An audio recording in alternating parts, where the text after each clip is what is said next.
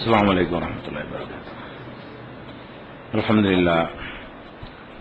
لله نحمده ونستعينه ونستغفره ونؤمن به ونتوكل عليه ونعوذ بالله من شرور أنفسنا ومن سيئات أعمالنا من يهده الله فلا مضل له ومن يضلل فلا هادي له وأشهد أن لا إله إلا الله وحده لا شريك له وأشهد أن محمدا عبده ورسوله أما بعد. கண்ணியத்திற்குரிய எல்லாம் வல்ல அல்லாஹ் ஜல்ல ஷானஹு தஆலாவின் நல்லடியார்களே, மனக்குழப்பத்திற்கு இஸ்லாம் கூறும் மகத்தான தீர்வு என்ற இந்த தொடரிலே நேற்றைய தினமும் அதற்கு முந்தைய தினமும் சொல்லப்பட்ட செய்திகளிலே சில சகோதரர்கள் கூடுதலான சந்தேகங்களை எழுப்பியிருக்கிறார்கள். தொழுகையை பொறுத்த வரைக்கும் முழு ஈடுபாட்டோட யாரும் தொழ முடியாது என்பதற்கு நிறைய ஆதாரங்களை நம்ம எடுத்து காட்டினோம். அப்ப தொழுகையில கவனமற்று இருப்பவர்களுக்கு கேடு என்று குர்ஆன்ல இருக்கிறதே, தொழும் பொழுது முனாபிக்குகள் சோம்பலாக நிற்பார்கள் என்றெல்லாம் இருக்கிறதே, அப்ப அதுக்கு மாற்றமாக இது தெரிகிறதே என்று ஒரு கேள்வியை சில சகோதரர்கள் எழுப்பியிருக்கிறார்கள். இது நல்ல கேள்விதான்.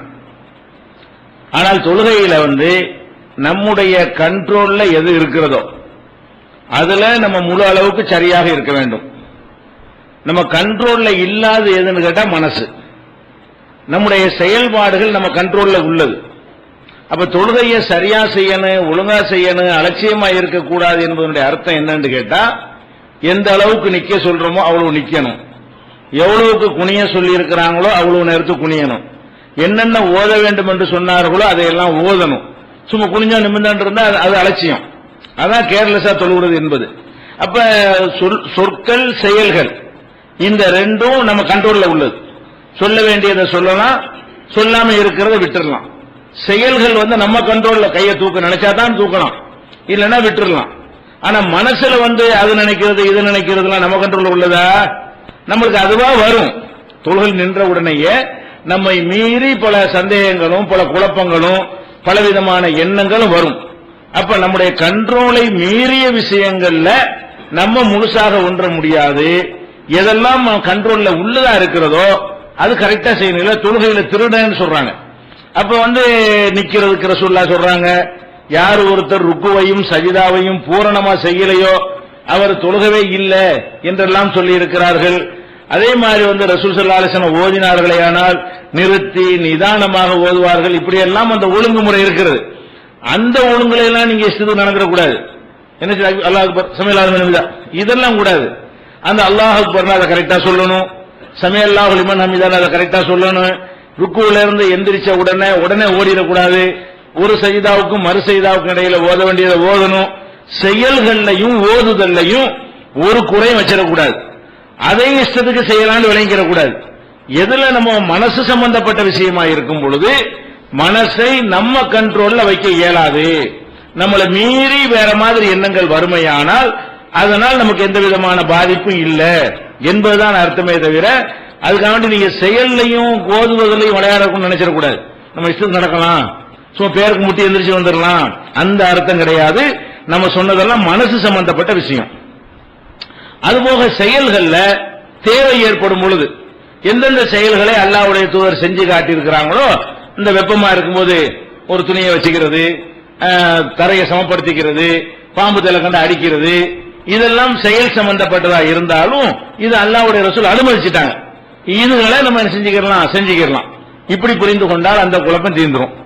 அடுத்ததாக நேற்று சொன்ன செய்தியில சில சந்தேகங்களை கேட்டாங்க. என்னன்னு கேட்டா, மனிதனுக்கு நாம் சில அநீதிகளை செய்துவிட்டால் அவனுக்கு பரிகாரம் செய்யணும், மன்னிப்பு கேட்கணும், இல்லைன்னா அந்த பொருளாதாரத்தில் மோசடி பண்ணி இருந்தால் திருப்பி கொடுத்துடணும். இந்த மாதிரியான பரிகாரம் செய்யணுங்கிறது கரெக்ட் தான். ஆனா நம்ம யாரை ஏமாத்தணுமோ அவர் செத்து போயிட்டாருன்னா இப்பதான் நினைக்கிறோம். ஆனா ஒரு ஆள் நம்ம ஏமாத்தி இருக்கிறோம், அவர் உயிரோடவே இல்லை. இப்ப அந்த ரூபாய் கொண்டு இப்படி அவர்கிட்ட கொடுக்கிறது, அப்ப அதுக்கு ஏதாவது பிராயச்சித்தம் பரிகாரம் இருக்கிறதா?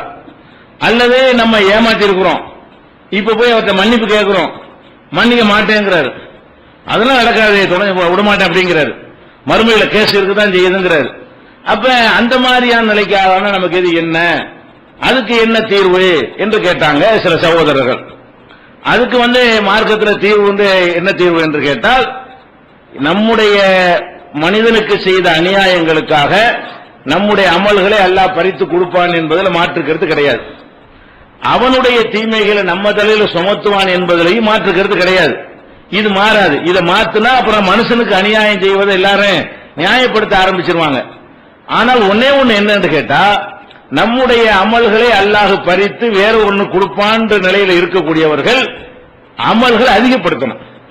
நம்மகிட்ட அல்லாஹ் என்ன செய்வான், நமக்கு இருக்கிற கடமையான தொழுகைகள்லாம் புரியும் கொடுத்துறாம கொஞ்சம் கூடுதலாக சுன்னத்தான நபிலான தொழுகைகளை அதிகப்படுத்திக் கொண்டோமே ஆனால் அவனுக்கு கொடுக்க வேண்டி இருக்கிறது. ஆளு செத்து போயிட்டான், இருக்கிற கடமையான தொழுகை நம்ம அவனுக்கு கொடுத்துவிட்டு நம்ம நரகத்துக்கு போகக்கூடாது என்று நினைத்தோமையானால் என்ன கண்டிப்பா அவனுக்கு நியாயம் வழங்கணும்ல. அவன் செத்து போயிட்டாங்கிற காரணத்தினால நமக்கு ஹலால் ஆயிருமா? அடுத்தவனுடைய சொத்தை நம்ம அபகரிச்சிருக்கிறோம், அடுத்தவனை அவதூறு சொல்லி புண்படுத்தி இருக்கிறோம், அவன் இறந்துட்டான், அவன் வழக்கு போடத்தானே செய்வான். திரும்பி எல்லாரையும் உயிராக்கும் பொழுது அல்லாஹ்விடத்தில் முறையிடத்தான் செய்வான். அவனுக்கு நியாயம் கொடுக்கத்தான் வேண்டும், அவனுக்கு தான் நியாயம் வழங்கணும். அப்ப நான் அன்னைக்கு திருந்தி போய் கொடுக்க போனேன், அவர் செத்துட்டாரு, நான் என்ன செய்வேன்னு கேட்க இயலாது. நீ செஞ்சதே தப்பு, தப்புக்காக வேண்டிதானே பிராயச்சித்தம் செய்ய போன, அதனால என்ன பண்ணணும்னு கேட்டா மார்க்கத்தில் இதுக்கு குறுக்குறையெல்லாம் கிடையாது, அமல்கள் அதிகப்படுத்திக்கணும். அதுலயும் மார்க்கத்தில் நிறைய சின்ன சின்ன அமல்கள்லாம் சொல்லி தந்திருக்கிறாங்க. பெரிய பெரிய நன்மை தரக்கூடிய மூட்டை மூட்டையாக நன்மைகளை சுமக்கக்கூடிய சின்ன சின்ன அமல்கள் நிறைய மார்க்கத்தில் இருக்கிறது. அந்த மாதிரியான விஷயங்களை நம்ம அதிகமா செஞ்சோமையானால் நம்முடைய கடமையான வணக்கங்கள்லாம் நமக்கு சேர்ந்துரும். நம்ம எக்ஸ்ட்ராவா கூடுதலாக செய்திருக்கிற இந்த வணக்கங்களுடைய நன்மை அவனுடைய கடனுக்காக அல்லாஹ் நம்மிடமிருந்து பறித்து கொடுப்பானேயானால் நம்மளை பாதிக்காது.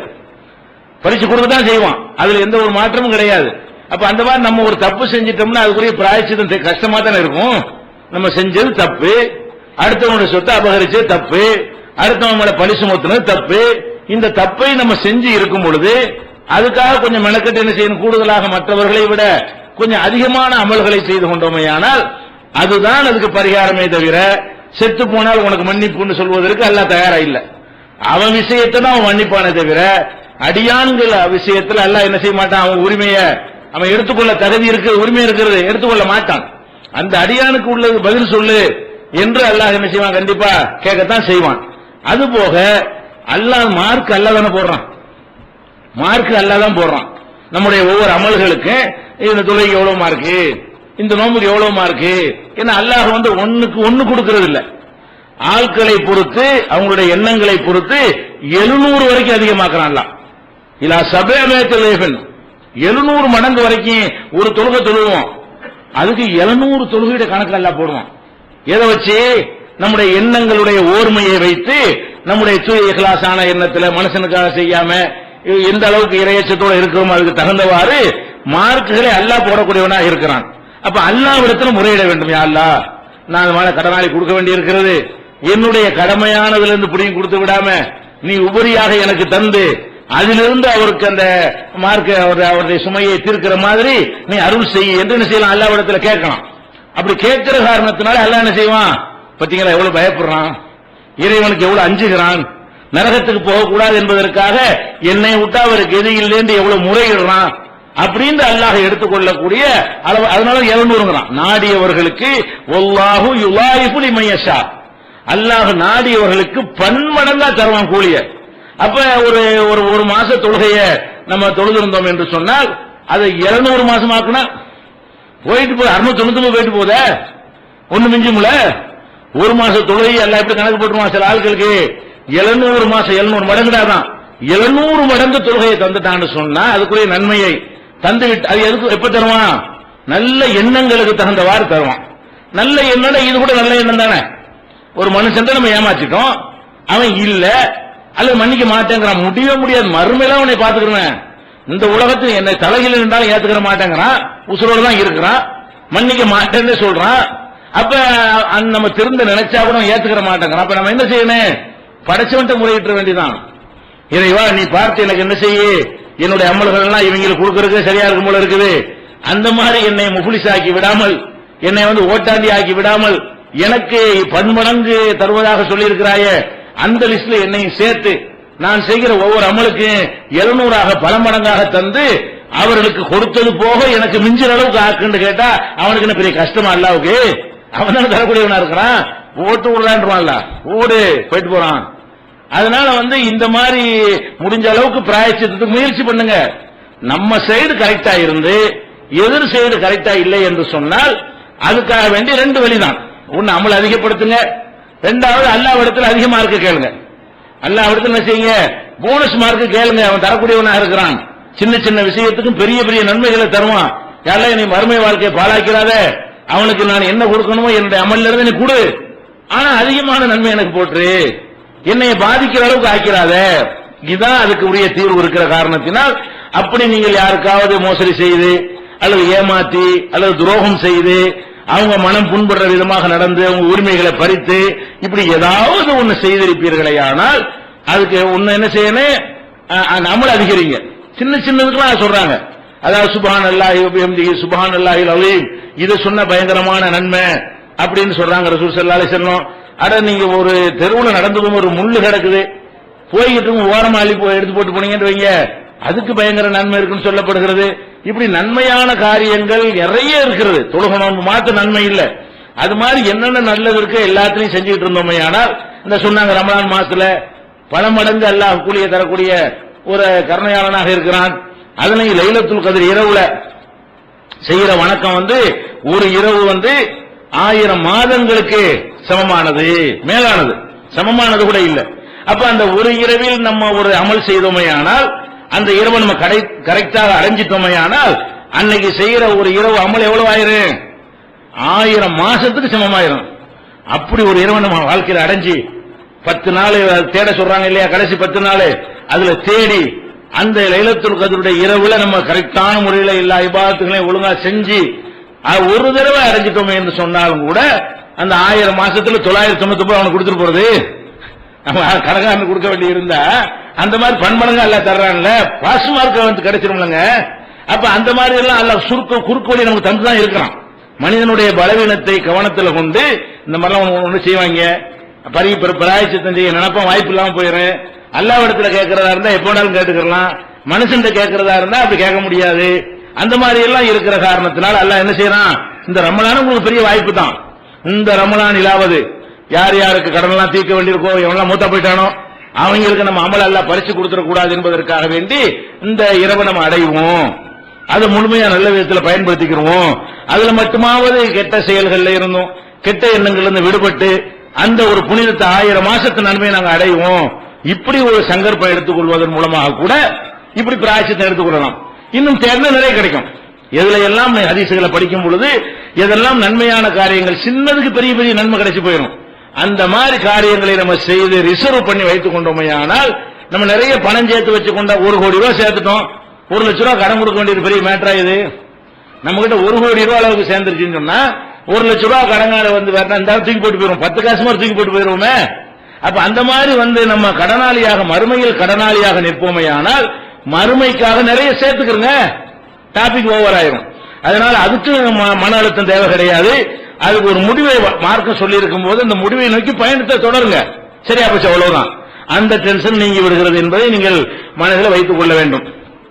அடுத்ததாக இப்ப தலைப்புக்குள்ள நம்ம வருவோம். தொடர்ச்சியில நம்ம வாழ்கிற இந்த உலகத்துல ஏராளமான குழப்பங்கள் நமக்கு ஏற்படுகிறது. என்ன குழப்பம் ஏற்படுது?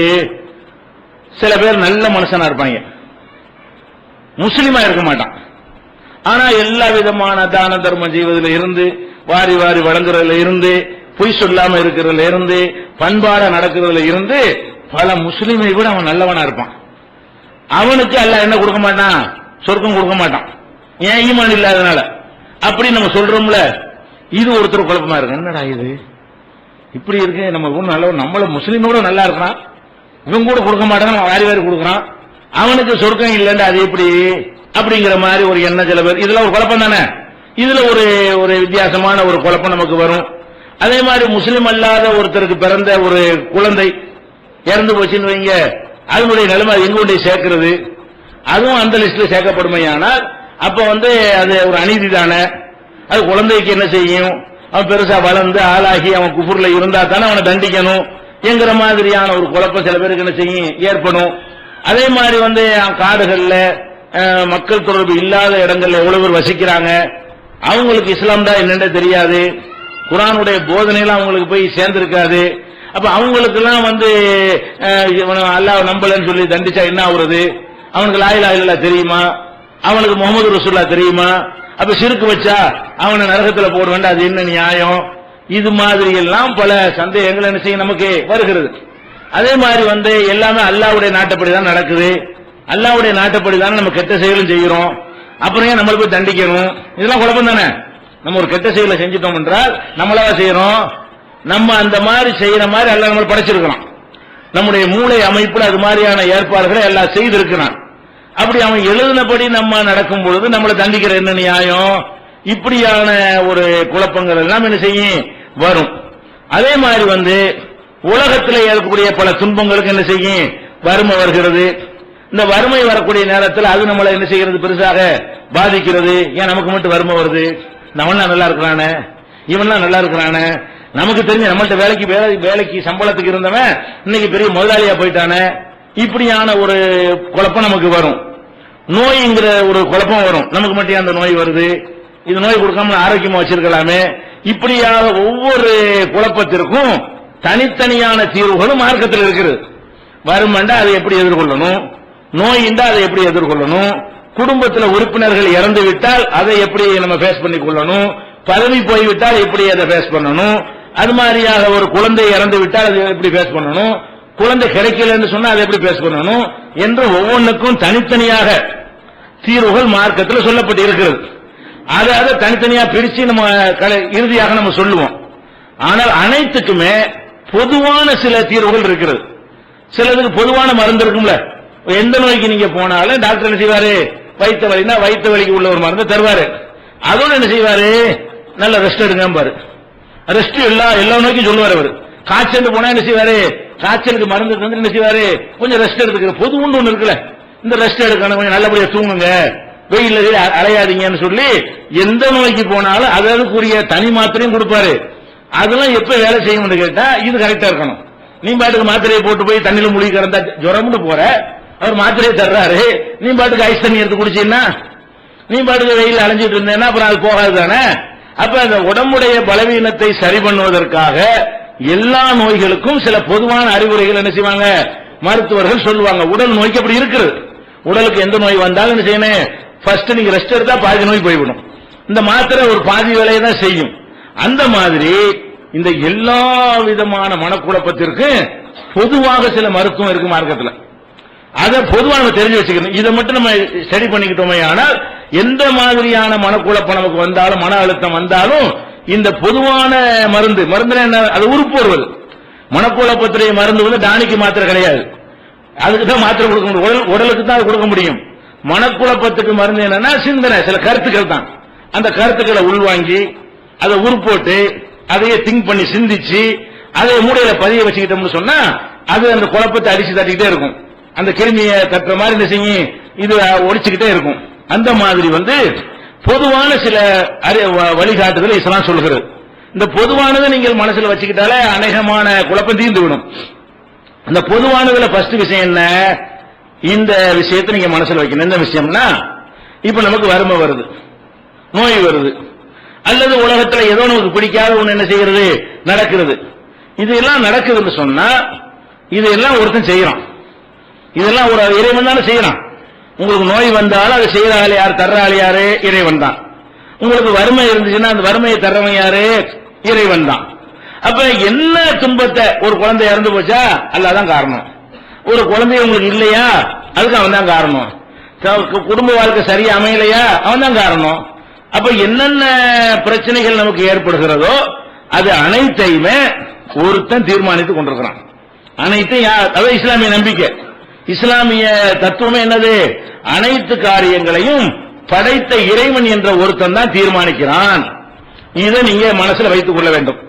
இது நமக்கு தெரிஞ்ச விஷயம் தான், இறைவன் செய்யறாண்டு.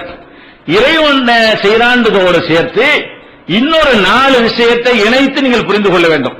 என்ன புரிந்து கொள்ளணும்னா, இந்த நமக்கு நோயை தந்திருக்கான் இல்லையா, இவன் சாதாரண ஆள் கிடையாது. இவனுக்கு எல்லா விதமான ஆற்றலும் உள்ள ஒருத்தன். அப்ப அல்லாஹ்ங்கிற நமக்கு யார் நோயை தந்திருக்கிறானோ, யார் வறுமையை தந்திருக்கிறானோ, அவனுக்கு முடியாத ஏதாவது இருக்குதா? கிடையாது. அப்ப எந்த காரியத்தையும் செய்யக்கூடிய வல்லமை பொருந்தியவன் இதை நமக்கு தீர்மானித்திருக்கிறான். இதை ஃபர்ஸ்ட் விளங்கிக்கிறங்க. இரண்டாவதாக, அவன் எதை முடிவு செய்யறதா இருந்தாலும் அவன் இஷ்டப்படிதான் செய்வானே தவிர யாருடைய விருப்பப்படியும் யாருடைய கோரிக்கைப்படியும் யாருடைய ஆலோசனையை பெற்றும் அவன் செய்ய மாட்டான். உன்னை செய்ய நினைச்ச அவன் நினைச்சதுதான். அதுல யாரும் கிராஸ் பண்றதோ எதிர்த்து கேள்வி கேட்கிறதோ முடியாது என்று அப்படிப்பட்ட ஒருத்தன் இதை தீர்மானிக்கிறான். எப்படி நீங்க நினைக்கணும்? நமக்கு வந்திருக்கக்கூடிய எந்த விதமான இன்னல்கள் துன்பங்களா இருந்தாலும் அதை ஒரு பயங்கர சக்தி படைத்த ஒருத்தன் இருந்து செய்து கொண்டிருக்கிறான். அவன் தான் இந்த புரோகிராம்களை வகுத்து வைத்திருக்கிறான் என்று நினைக்கணும். இரண்டாவதாக, அவன் எதை நினைச்சான் அதுதான். எந்த ஒரு கிரவுண்ட்லயும் அடங்க மாட்டான். கிரவுண்டே போடுறது அவன் தான். அவனுக்கு கிரவுண்ட் போட முடியுமா? அல்லாஹ் நினைச்சான்னா எதை வேண்டாலும் செய்வான். அப்ப எதை வேண்டாலும் செய்வதற்கு உரியவனா, எதை வேண்டாலும் செய்ய சக்தியும் இருக்கிறது. சக்தி இருப்பதை செயல்படுத்த நினைச்சதை செய்வேன். எங்கிட்ட யாரும் என்ன செய்யக்கூடாது, கொஸ்டின் பண்ணக்கூடாது என்ற ஒருவனால் இது நடக்கிறது. அதாவது எதிர்த்து கேள்வி கேட்க முடியாத ஒருவனால் இது தரப்பட்டு விளங்கிக்கணும். இந்த வறுமையோ நோயோ எதிர்த்து நம்ம பேஸ் பண்ண முடியாத ஒருத்தன் மூலமாக வந்திருக்கிறது. இதை நம்பணும். அதுபோக இதையெல்லாம் செய்யறான அவன் கூமுட்டை கிடையாது. அவன் விவரமானவன். இந்த நமக்கு நோயை தர்றான அவன் விவரம் கட்டவன. விவரம் கட்டு போய் ஒன்னு செஞ்சிட்டாலாவது என்ன செய்யலாம், அது விமர்சிக்கலாம். அவனுக்கு நிகரான ஒரு அறிவு யாருக்கும் கிடையாது. நமக்குள்ள அறிவெல்லாம் அவனுடைய அறிவுல ஒரு கடல்ல ஒரு ஊசியை முக்கி எடுத்தால் எவ்வளவு தண்ணி வருமோ அதை விட குறைவு. ஒரு கடல் பூரா ஞானம் வைத்துக் கொண்டீர்களேயானால் ஒரு ஊசிய கடல்ல முக்கி எடுத்தோம்னா எவ்வளவு தண்ணியில ஒட்டிக்கிட்டு வரும். அதுதான் நம்ம அனைவருடைய இல்மும். நம்ம அனைவருடைய ஞானம் எவ்வளவுதான், இந்த அளவுக்கு உள்ளதுதான். அப்ப நம்ம ஒரு அறிவும் இல்லாம இருந்துட்டு நம்ம பேசிக்கிட்டு தெரியணும். இதை செஞ்சவன் பயங்கரமான ஒரு அறிவாளி. அவனுக்கு அறிவு மிஞ்சின ஒரு ஆள் கிடையாது. அப்படிப்பட்ட ஒரு அறிவாளி இதை செய்கிறான். அறிவாளியா இருக்கிறதுனால சரியாத்தான் செய்வான். அவன் வறுமையை தந்தாலும் சரியாத்தான் இருக்கும், நோயை தந்தாலும் சரியாத்தான் இருக்கும், செல்வத்தை தந்தாலும் சரியாத்தான் இருக்கும் என்ற ஒருவனிடமிருந்து நமக்கு இது ஏற்படுகிறது. அதே போல அவன் நீதியாளர் இருக்கிறான். நாலாவது என்னது, நீதியாளன். அவன் எதை செஞ்சாலும் அநியாயமா செய்ய மாட்டான், சரியாவும் செய்வான். ஒரு காலத்திலையும் ஒருவருக்கும் ஒரு அநியாயம் அவன் செய்ய மாட்டான். இப்படி 4 தன்மை உள்ள 4 ஆற்றல் உள்ள ஒருவனிடம் இருந்துதான் இதெல்லாம் ஏற்படுகிறது. எப்படி நீங்க நினைக்கணும்? அவன் நினைச்சதை செய்வதற்கு ஆற்றல் மிக்கவன், நினைச்சதையெல்லாம் செய்து முடிக்கக்கூடியவன், யாருடைய ஆலோசனை அவனுக்கு தேவையில்லை. அதுபோக அனைத்தையும் அறிந்தவன், அனைத்திலுமே நீதியை கடைபிடிக்கிறவன். அப்படியான ஒருவனிடமிருந்து ஒரு செயல்பாடு வரும் பொழுது அதை எதிர்க்க முடியுமா? நமக்கு விளங்காம சில துன்பங்கள் மாதிரி தெரியும். ஆனால் இது எதிர்த்து நிக்க ஏழுமா? முதல்ல நீங்க ஒரு நாட்டில் இருக்கிறீங்க, அந்த நாட்டில் என்ன செய்யறான்னு கேட்டா ஒரு தெருவை காட்டி ஒன் வேண்டு ஒரு போர்டை போட்டு வச்சிருக்கிறான். ஒன் வேண்டா என்ன, அதாவது வண்டி போகக்கூடாதுன்னு அர்த்தம். ஒரு வழி பாதை, அங்கிருந்து வண்டி இப்படி வரலாமே தவிர இங்க இருந்து வண்டி போகக்கூடாதுன்னு என்ன செய்வான், ஒன் வேண்டு போட்டு வச்சிருப்பான். உண்மையை பார்த்துட்டு நம்ம என்ன செய்வோம், இதுல போகக்கூடாது அப்படின்னு போயிடுறோம். இது ஏன் நம்ம கட்டுப்படுறோம்? நீ என்னடா உண்மை பொருள் உள்ள யாராவது போறோமா? போக மாட்டாங்க. போனோம்னா பிடிப்பாங்க. அது எப்படி போடலாம்? ஏன் அந்த தெருவு உண்மை போட்டா என்ன, இந்த தெருவை ஏன் போட்டான்னு நம்ம கேட்க முடியுமா? அவன் உண்மைன்னு ஒருத்தன் போட்டான்னு சொன்னா நம்ம என்ன நினைக்கிறோம்? நம்மளுக்கு மேல ஒரு சக்தி உள்ள ஒருத்தன் சொன்னால் நமக்கு அது பிடிக்காம இருந்தாலும் நமக்கு அது புரியாம இருந்தாலும் நம்ம என்ன செய்யறோம்? கட்டுப்படுறோம். உண்மைன்னா போக மாட்டேன். ஏன்? 50 ரூபாய் பையனுக்காக வேண்டி கட்டுப்படுறோம். எதுக்காக இது பண்றோம்? 50 ரூபாய் காசு மட்டும் போகக்கூடாதுங்கிறதுக்காக வேண்டி இந்த மாதிரி ஒரு ஆர்டர் பண்றான்னு சொன்னா என்ன செய்யறோம்? நம்ம கட்டுப்பட்டு போறோமா இல்லையா? ஏன் கட்டுப்படுறீங்க? இந்த உத்தரவை உங்களை விட ஒரு பெரிய இடத்திலிருந்து வருது, அதான காரணம். எது கட்டுப்படுறீங்க? இந்த மாதிரி போகாத, இந்த தெருவில் போகாத என்பது உங்களை விட உங்களை தண்டிக்கக்கூடிய, கைது செய்யக்கூடிய, சிறையில் அடைக்கக்கூடிய, அபராதம் போடக்கூடிய ஒரு இடத்திலிருந்து இந்த உத்தரவு வருகிறது. இதை எதிர்த்து நிற்கிறதுக்கு நமக்கு முடியாது. அப்படி அடங்கிடுமா இல்லையா? போய் வண்டியில போயிட்டு இருக்கிறீங்க, என்ன செய்யறான், திடீர்னு சேப்பு லைட் போறோம், நம்ம அவசரமா போறோம், 10 நிமிஷத்துல போய் நிக்கணும் அப்படின்னு போயிட்டு இருக்கிறோம். ரோடு பொதுவானதுதான், திடீர்னு சேப்பு லைட் போட்டு விட்டுருவாங்க, நம்ம நிக்கிறோம். நீ என்னடா சேப்பு லைட் போடுறது, ஏன்னு கேட்க மாட்டேங்கிறோம், ஏன் மீறி போக மாட்டேங்கிறோம். அது பெரிய இடத்து உத்தரவு, நம்மளுக்கு மேல ஒரு பெரிய சக்தியிடம் இருந்து இது வருகிறது, நமக்கு சங்கடமா தான் இருக்கும். நம்ம 10 நிமிஷத்துல அந்த இடத்து போய் அடையணும் என்கிற நிலையில் பார்த்தோமே, ஆனால் நமக்கு அது சங்கடமா தான் இருக்கும். ஏன் இந்த மாதிரி பண்றாங்க, நம்ம 10 நிமிஷத்துக்கு சேரணுமே, அது ஏதோ முக்கியமா அந்த 10 நிமிஷத்தில் முடிவு. பிளைட்டை பிடிக்க வேண்டியிருக்குன்னு வைங்களேன், பிளைட்டை பிடிக்க வேண்டியிருக்குன்னா நீங்க போயிட்டு இருக்கிறீங்க, இந்த 10 நிமிஷம் பிரேக் பண்ணிட்டான்னு சொன்னா பிளைட் போக முடியாது, ஏர்போர்ட் மூடிடுவான். அந்த மாதிரி உள்ள ஒருத்தனுக்கு எப்படி தெரியும், நியாயமா இருக்கு, போக முடியும், பிடிச்ச லைட்டை போட்டு கெடுத்து விட்டாங்க, சேப்பு லைட்டை போட்டு அப்படின்னு நினைக்குவான். ஆனால் கட்டுப்படுறானா இல்லையா, அந்த மாதிரி ஒரு உத்தரவு இருந்தா தானே விபத்துகள் நடக்காம இருக்கு. ஒருத்தர் 2 பேருக்கு பாதிக்குதுங்கிற காரணத்தினால அப்படி ஒரு உத்தரவு போடாம ஏன் வேண்டாலும் எப்படி வேண்டாலும் போய்க்கன்னு சொன்னா ஒரு நாளைக்கு 4 பேர் சாப்பிடுறதுக்கு போல 400 பேர் சாப்பிடுவானா இல்லையா. அந்த மாதிரியான விபத்துகள் எல்லாம் ஏற்பட்டுவிடும். அதுக்கு நம்ம கட்டுப்படுறோம். நம்ம ஒரு வயல்ல விவசாயம் பண்ணி நெல்லை உற்பத்தி பண்றோம், மிளகாயை உற்பத்தி பண்றோம், மல்லியை உற்பத்தி பண்றோம், நம்ம இஷ்டத்துக்கு விற்க வேண்டியதானே. அதுல வந்துட்டு எனக்கு 4 ரூபாய் கொடுக்குறான், யாரு கேட்கிறா, ஒரு கவர்மெண்ட் இருந்து என்ன செய்யறான், நெல்லா 4 ரூபாய் வரி, புல்லா அதுக்கு வரி, புளியா வரி, தீப்பெட்டியா வரி. நம்ம தீப்பெட்டி தயாரிச்சு அவனுக்கு வரி கொடுக்க வேண்டியிருக்கு, கொடுக்குறோம். ஏன் கொடுக்குறோம், ஏன்டா நான் ஏன்டா உனக்கு தரணும், அது கரெக்டா தெரிஞ்சாலும் நமக்கு என்ன செய்ய, என்ன நமக்கு முடியும், தரமாட்டேன்னு சொல்ல முடியுமா, தரமாட்டேன்னு விடுவாங்களா, வலுக்கட்டாம எடுத்துட்டு போயிருவாங்க.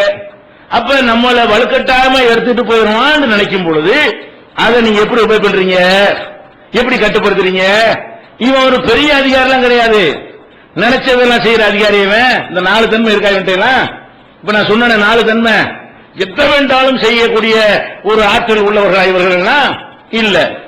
அதே மாதிரி அனைத்தையுமே அறிந்து வைத்திருக்கக்கூடியவர்களா இல்ல. நினைச்சதெல்லாம் உத்தரவுப்படி செஞ்சிட முடியுமா, அதுவும் கிடையாது. எல்லாத்தையும் நீதியா நேர்மையா நடக்கிறவனா அதுவும் கிடையாது. ஆனாலும் அவனுக்கு கட்டுப்படுறோம். எப்படி கட்டுப்படுறோம், பிடிக்காட்டாலும் கட்டுப்படுறோம், நமக்கு வெறுப்பா இருந்தாலும் கட்டுப்படுறோம். அப்ப எத்தனை விஷயங்கள்ல வந்துகிட்டு அவன் ஒரு ரூலை போடுறான். அனைத்துலையும் ஒரு காசை கொடுத்து வீடு வாங்குறீங்க, நீங்க கஷ்டப்பட்டு சம்பாதிச்ச ஒரு வீடு, அது உங்களுடையது என்று 2 பேரும் எழுதிக்கிற வேண்டியது. நான் விற்கிறேன், நீங்க வாங்குறீங்க, நான் எழுதி தந்தா நீங்க சொந்தமாயிருந்து. இவன் குறுக்க வந்துட்டு உனக்கு சொந்தம் இல்லைங்கிறான். அட நான் விற்கிறேன் என் சொத்தை, நீங்க காசை கொடுத்து வாங்குறீங்க, ஒரு முடிஞ்சு வச்சா இல்லையா. அரசாங்கம் குறிக்கிட்டு என்ன பண்றான், அதெல்லாம் முடியாது, நீ 1 லட்சம் ரூபாய்க்கு வாங்கினா எனக்கு 10,000 ரூபாய் கொடுங்கறான். நீ 1 லட்சம் ரூபாய்க்கு வாங்கின சொத்தை உன்னுடையதை ஆக்கிக் கொள்வதாக இருந்தால் இவ்வளவு ரூபாய்க்கு பத்திரம் வாங்கு. பத்திரம் வாங்குற பேப்பருக்கு 10,000 ரூபாயா, அந்த பேப்பர் 10,000 ரூபாய் பெருமா, பெருமையாது, பொட்டலும் மடிக்கணும், அவ்வளவுதான். அந்த மாதிரி ஒரு பேப்பரை கொடுத்து என்ன செய்யறான், இந்த 10,000 ரூபாய் கொடு, 1 கோடி ரூபாய்க்கு சொத்து வாங்குறியா, 10 லட்சம் எனக்கு வெட்டுங்கிறான். குடும்பம் தான். ஆனா யாராவது அதெல்லாம் முடியாதுன்னு போனீங்களா, ஏன் முடியல, எதிர்த்து நிக்க இயலாது. எதிர்த்து நிக்க இயலங்கும் போது என்ன எப்படி புரிஞ்சுக்கிறோம், உள்ளது உள்ளபடி புரியணுமா இல்லையா. அட எதிர்க்க முடியாத இடத்துல வரும்போது அதான் சரின்னு போய்கிட்டு இருந்தோம்னா ஏன் டென்ஷன் வருது. உங்களை யாருக்காவது இந்த மாதிரி வரி சொத்து வாங்குறதுக்கு பத்திரப்பதிவுக்கு பணம் செலவழிக்கிறோமே இப்படி நினைச்சு அழுது புலஞ்சு யாராவது இருந்திருக்கீங்களா. இது அநியாயம் தான். இது அநியாயமா இல்லையா. ஒரு தீப்பெட்டி வாங்குறீங்க, 50,000 தீப்பெட்டி வாங்குறது 1 ரூபா கொடுக்குறீங்க, இது அநியாயம் மனசுல படுது. 50,000 தான் தீப்பெட்டி வேலை, அவனுக்கு அந்த வரி இந்த வரி போட்டு இன்னொரு 50,000 வாங்குறான், 1 ரூபா கொடுக்குற அநியாயம் அப்படின்னு தெரிஞ்சா என்ன செய்றீங்க. இது நினைச்சு எத்தனை பேர் தூங்காம இருந்தீங்க. அரிசி வாங்குறீங்கன்னா அரிசி விவசாயிக்கு கிடைக்கிறது 20 ரூபாய் கிடைச்சுன்னு சொன்னா அந்த வரியில 15 ரூபாய் அரசாங்கத்துக்கு போகுது, கொடுக்கத்தான் செய்யறோம், தப்பு தான், அது அநியாயம் தான். ஆனால் நம்ம என்ன செய்யறோம், கொடுக்கவும் செய்யறோம். அழுத்தம் யாருக்காவது வந்துச்சா, மன அழுத்தம் மனக்குழப்பம் வந்துச்சா, உங்களை அவசரத்துக்கு போகும்போது சேஃப் லைட் பண்ணி நிப்பாட்டினானே, இதுக்காக எத்தனை நாள் தூங்காம இருந்தீங்க, நின்றுது எவ்வளவுதான், உடைக்கல யாருமே, அது நம்மளை பாதிக்கவே இல்லையே. உள்ளது உள்ளபடி புரிந்து கொள்றோம். எப்படி புரிஞ்சுக்கணும், மேலிருந்து ஒரு ஆர்டர் வந்தா கட்டுப்படுவதை தவிர நமக்கு என்ன இருக்கிறது. நம்மளோட கொஞ்சம் கூடுதல் சக்தி உள்ளவர்களிடமிருந்து ஒரு உத்தரவு வறுமையானால் பலவீனமா இருக்கக்கூடியவர்கள் அது பிடிக்கிறோ பிடிக்கலையோ, நல்லதுன்னு படுதோ படலையோ, நமக்கு துன்பமா இருக்கோ இல்லையோ, அதை எதிர்த்து என்ன செய்ய முடியும். இப்படி நினைத்துக் கொண்டு உலகத்தில் நடக்கிறமா இல்ல, எல்லா மனிதர்களும் எல்லா நாடுகள்லையும் இப்படித்தானே வாழ்றாங்க. இதுல எவனுக்கு மன அழுத்தம் வரக்கலாம். எந்த ஒரு மனிதனுக்கு என்ன செய்யல, பிடிக்காத சொன்னா கூட அவனுக்கு ஒரு போராட்டம் பண்ணுவான், கோஷம் கூட முடிஞ்சு வச்சுக்க, அவ்வளவுதான். அதிகபட்சமா பெட்ரோல் விலை ஒசத்தாதேன்றதுக்காக வேண்டி என்ன செய்வான், ஒரு நாளைக்கு எல்லாரும் குடிக்கிட்டு 200 என்ன செய்வாங்க, ஒசத்தாத ஒரு சத்தத்தை போடுவாங்க, அதுல கலந்து போயிடுவாங்க. அடுத்த நாளைக்கு அதே மாதிரி பெட்ரோலை போட்டுட்டு தான் இருப்பான், அதே மாதிரி போயிட்டு தான் இருப்பான், அதே மாதிரி வரி கொடுத்துட்டு தான் இருப்பான். அதை வச்சுக்கிட்டு அவனுடைய வாழ்க்கை ஏதாவது பாதிக்குமா, அவனுடைய ரொட்டீனான எந்த ஒரு வேலையாவது பாதிக்குதா? பெட்ரோல் குடி போச்சுங்கிறதுக்காக வேண்டி 4 தடவை போற இடத்துக்கு 3 தடவை போறான், ஒண்ணுமே குறையாது. அதே மாதிரி தான் அவன் நடந்து கொண்டே இருக்கிறான். எதனால இப்பெல்லாம் நம்ம செய்யறோம், இதுல எல்லாம் உள்ளூர் விளைக்கிறோம். எப்படி விளைக்கிறோம், இதுல இன்னும் பேசி என்ன ஆக போகுதுன்னா, நம்ம கட்டுப்பாடு 10 லட்சம் செலவுக்கு நான் ரூபா தரமாட்டேன், நான் எங்களுக்குள்ள எழுதிக்கிறோம்னு சொன்னா நம்ம சொத்தை எவனை ஆக்கிரமிச்சுட்டு போயிருவான், வித்தவன் செய்வான், அவிக்கலன்றுவான். அப்ப நம்முடைய சொத்தாக ஆக்குவதற்காக வேண்டி அரசாங்கத்தில் பத்திரப்பதிவு ஒரு கட்டணத்தை வைத்திருந்தால் அதை கொடுக்கத்தான் செய்யணும். இப்படி நிறைய விஷயங்கள்ல ஒரு அரசாங்கம் உத்தரவு போடும் பொழுது அது அந்த உத்தரவு பலரை பாதிக்கிறது. அந்த உத்தரவு அதுல சம்பந்தப்பட்டவன் கண்டிப்பா என்ன செய்யும், சின்ன அளவுக்காவது பாதிக்கும். பெரிய விஷயங்கள் பெரிய அளவு பாதிக்கும், சின்ன எல்லா உத்தரவும் பாதிக்கத்தானே செய்யும். புகைப்படத்தோட அடையாளத்தை புகைப்படம் எடுக்க போன அது மெனக்கிறது தானே, அதுக்குன்னு ஸ்டுடியோக்கு போன 10 ரூபா செலவழிக்கணுமா இல்ல 100 ரூபா செலவழிக்கணுமா, அது கூட பாதிக்கத்தான் செய்யுது. அப்ப எந்த ஒரு காரியத்தை ஒரு மேல இருந்து உத்தரவு வந்தாலும் அதை செய்யறதா இருந்தால் நமக்கு ஒரு கஷ்டம் இருக்கத்தான் செய்கிறது. சில விஷயங்கள் பெரிய கஷ்டமா இருக்கும்.